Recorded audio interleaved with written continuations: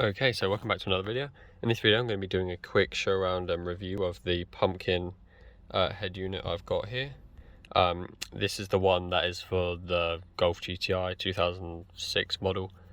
You can see on their website they do quite a lot of specific models for cars, so this is obviously, it's an Android 10 head unit, but it looks exactly like the stock radio that comes with this car, so it doesn't look out of place and it fits in. I mean, honestly, the installation for this head unit was, I've installed well, 5 or so in my time, and this one was so much easier.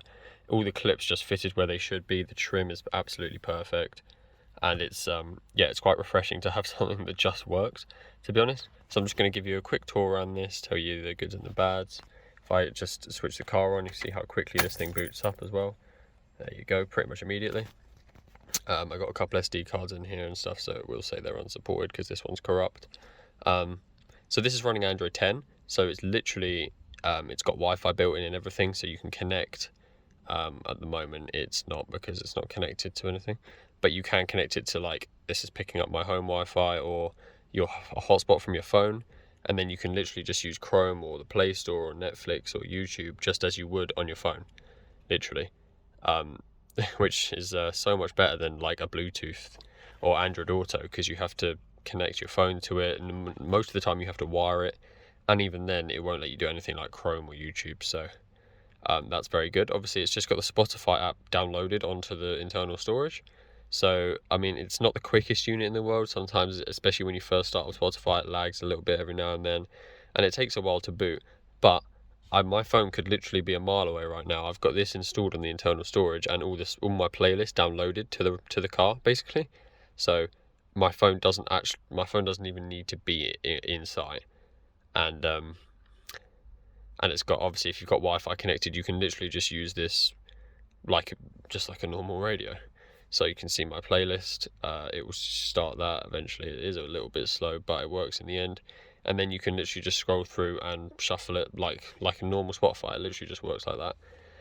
So as far as navigation goes, you can program this Navi button here to start any navigation you want. I've got Cigic downloaded, but obviously you can have default, it runs Google Maps, you can have Waze, literally anything off the Play Store, because it runs Android. There's no limit, you can just choose what you want. And then obviously I've got the maps, the United Kingdom downloaded on here. Just didn't want to show my road there, but yeah, I've got the United Kingdom downloaded on there, obviously. So nice and easy, I can just navigate wherever I want. Again, phone doesn't even need to be in hand. If you press band, you've got the radio. I actually haven't used the radio at all on this yet, so there's no station set up, and it is going to sound quite trash. So it's got a dish tray, not very much used to much people, I can imagine, but it's obviously got Bluetooth as well, so you can connect to your phone. It will receive calls, and it's got a mic that comes with it, which I haven't actually managed to stick down yet, so you can take the calls without hands-free and everything. Everything like a normal head unit you'd expect, obviously, but at the end of the day it's running Android, so it's also got the torque app built in, so it can connect to my OBD2 adapter down on under the footwell there, and it can show you like turbo dials, so when your turbo engages it will show you the dial, and it will show you the speed and your RPM, all things like that, which is quite cool. As you can see, I've also got Waze downloaded here. So we've got your emails, so if you get an email it will pop up on the screen. You can, yeah, I mean, obviously maybe a bit more distracting than some other head units, but that's up to you to regulate that one. And it's yeah, obviously it's very quick, apart from, like I said, opening YouTube and Spotify sometimes, because the processor obviously isn't.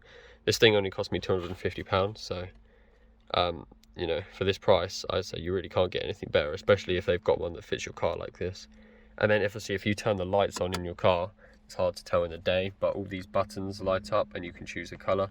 So at night, when the automatic headlights come on, obviously everything else, all these buttons light up, but then all of these will as well, and you can change the color, so you can literally just make them the same as these, or whatever color you want. It's literally an RGB thing, and then it will and then, yeah, so you've got like screensavers, it will just show you the time like that. But yeah, I'm not sure what else there is to say, really. It's literally just an Android. It basically effectively is a tablet. If you've got like an Android 10 tablet, that's what this is. Maybe a little bit slower, but connected to your car.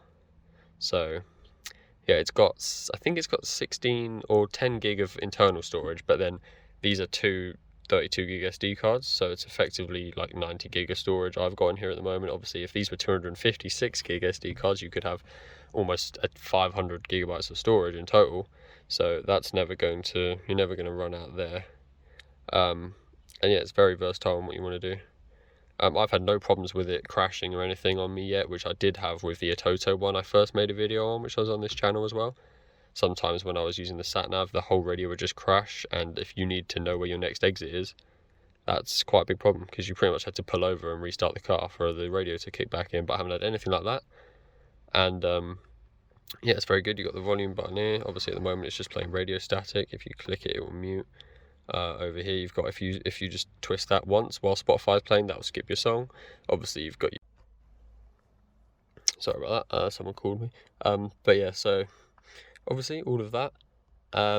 It does have its own music thing, so if you insert an SD card with music on it, if you're into that, then obviously that will come up on its own music player here.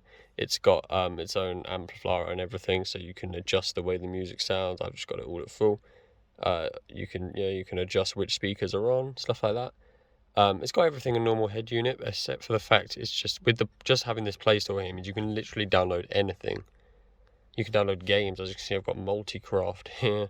You've got file browsers to do look at your SD cards. You've got a wheel key thing, so if you've got buttons on your steering wheel, you should be able to link those up with that, so the volume button will work on there. I had those on the Mazda, but not on this, so not too much of a problem. But yeah, so any questions, pop them down in the comments, and I hope you enjoyed.